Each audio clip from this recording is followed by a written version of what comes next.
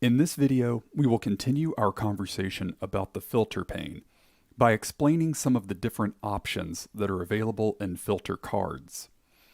I'll also demonstrate how to customize the filter pane to suit the needs of you and your report's users. By now, you know where to find the filter pane, why it's important, and how to use it. However, we have not fully covered the options available to you in filter cards, or how to organize the filter pane itself.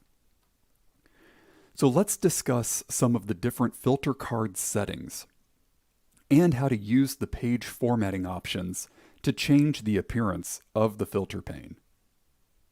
Filter cards contain settings beyond simply choosing which filter type you want to use. In the top right corner of a filter, you may notice several tiny icons that are important.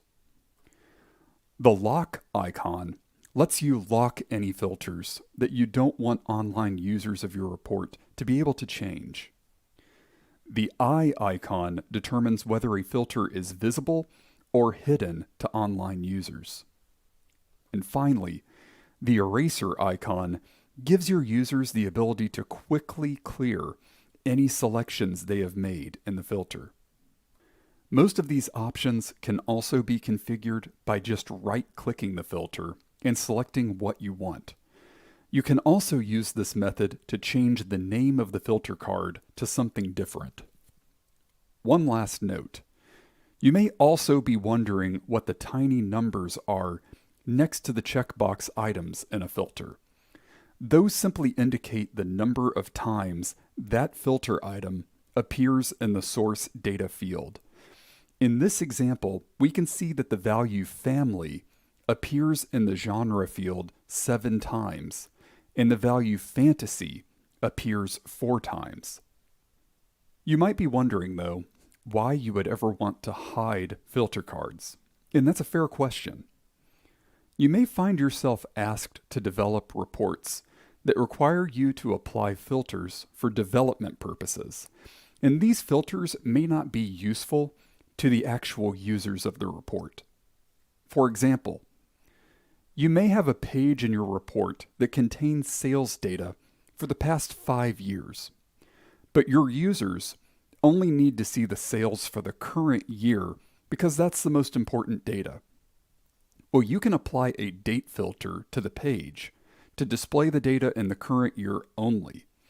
In this case, the users don't need to know about the filter in the background.